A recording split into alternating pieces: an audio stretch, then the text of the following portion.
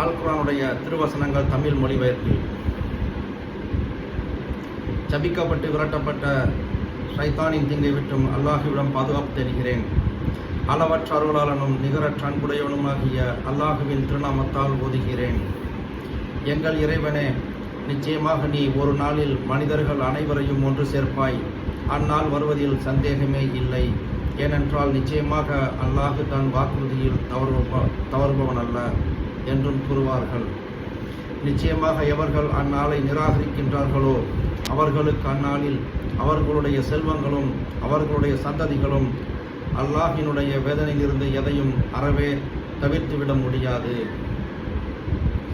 இவர்கள்தான் உண்மையாகவே நரகத்தின் எரிக்கட்டைகள். இவர்களின் நிலை ஃபிரௌனை சார்ந்தவர்கள் மற்றும் அவர்களுக்கு முன் இருந்தவர்களின் நிலை போன்று உள்ளது. அவர்களும் நம் வசனங்களை பொய்யாக்கினார்கள். அதனால் அல்லாஹ் அவர்களின் இப்பாவங்களின் காரணமாக அவர்களை தண்டித்தான். அல்லாஹ் தண்டிப்பதில் மிக கடுமையானவன் ஆவான்.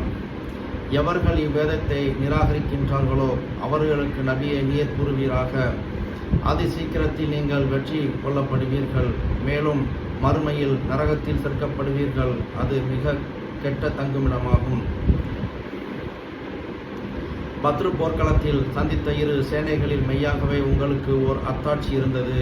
ஒன்று அல்லாஹுவின் பாதையில் போர் புரியும் கூட்டம், மற்றொரு கூட்டத்தினர் நிராகரிப்பவர்கள் ஆகிய இவர்கள் அல்லாஹுவின் பாதையில் போர் புரிபவர்களை தங்களை விட 2 மடங்காக தங்கள் கண்களால் கண்டனர். அல்லாஹு தான் விரும்பியவர்களை தன் உதவியை கொண்டு இவ்வாறு பலப்படுத்துகிறான்.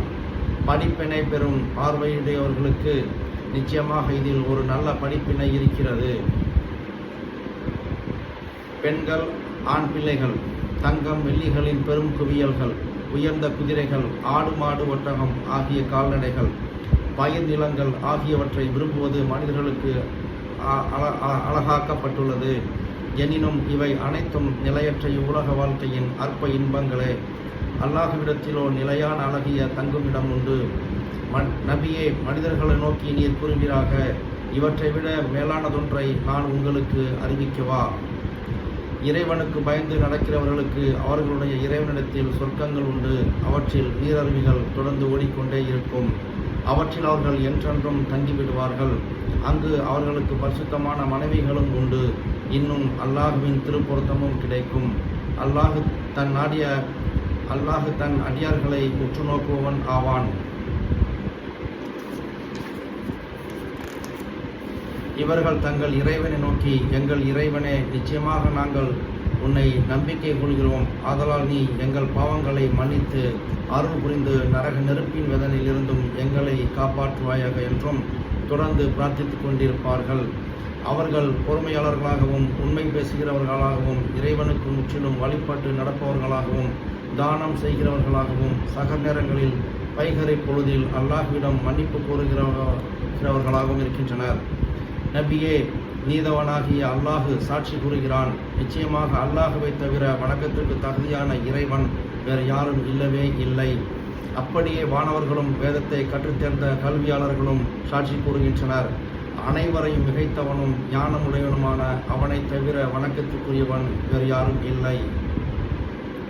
நிச்சயமாக அல்லாஹ்விடத்தில் அங்கீகரிக்கப்பட்ட மார்க்கம் இஸ்லாம் தான்.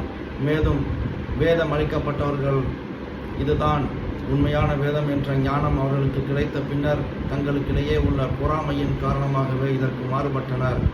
ஆகவே எவர்கள் அல்லாஹுடைய வசனங்களை நிராகரிக்கிறார்களோ அவர்களுடைய கணக்கை நிச்சயமாக அல்லாஹ் வெகு சீக்கிரத்தில் எடுப்பான்.